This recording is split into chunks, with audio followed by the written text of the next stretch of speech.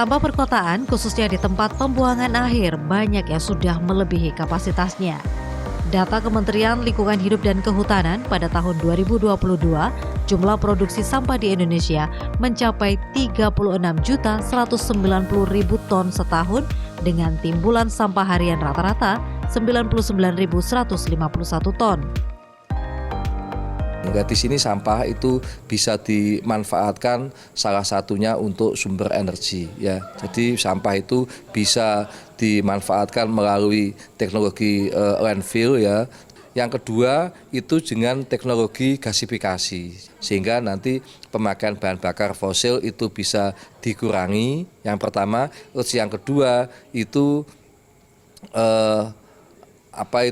permasalahan lingkungan juga bisa teratasi emisinya ya. Terus yang ketiga itu permasalahan sampah juga bisa teratasi.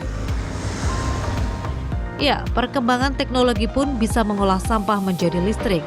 Teknologi ini sudah dirintis mulai 11 tahun di TPA, tempat pembuangan akhir Benowo, Surabaya. Sampah perkotaan yang masuk setiap harinya tak kurang 1.600 ton dan bisa diubah menjadi listrik.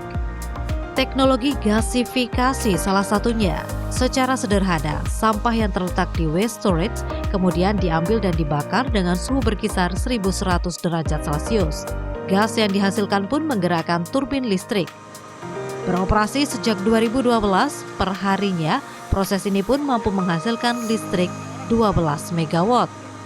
Sementara untuk zat buang pembakaran seperti fly ash, bottom ash, dan gas buang dinyatakan pengelola telah diolah. Nah, sedangkan flue gas yang akan kita buang ke udara, ini kita treatment sebelum kita rilis ke udara. Ya, treatment yang pertama kita menggunakan yang namanya deacidification tower.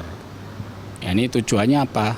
Ya, tujuannya untuk mengurangi kandungan zat gas-gas, zat asam ya yang terkandung dalam gas buangnya atau flue gas. Setelah itu kita injeksi dengan aktif karbon. Ini juga untuk menurunkan kadar alkalinya yang terikut dalam flue gas. Kemudian step yang terakhir kita lewatkan ke dust collector. Dust collector untuk menangkap debu-debu atau fly ash yang terikut dalam flue gas. Sehingga begitu kita buang ke udara itu benar-benar sudah memenuhi baku mutu yang diizinkan oleh pemerintah. Dari 12 MW olahan listrik yang dihasilkan di PLTSA, pembangkit listrik tenaga sampah Benowo ini, 2 MW digunakan untuk operasional PLTSA, sementara 9 MW dibeli PLN untuk didistribusikan ke pelanggan.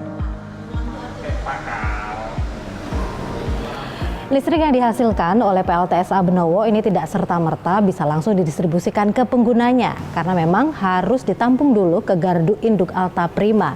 Dan seperti Anda lihat di sini ada incoming cubicle, alat inilah yang menerima listrik yang dihasilkan oleh PLTSA Benowo kemudian baru didistribusikan ke ribuan penggunanya, baik rumah tangga maupun industri.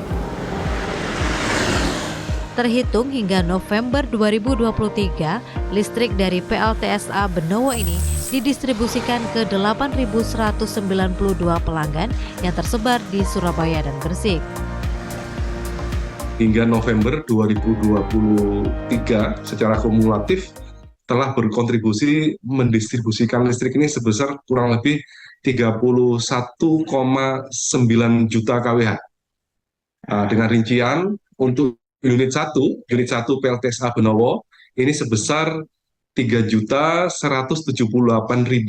kWh untuk yang unit 1 dan sedangkan untuk PLTSA Benowo unit 2 sebesar 28.762.890 kWh.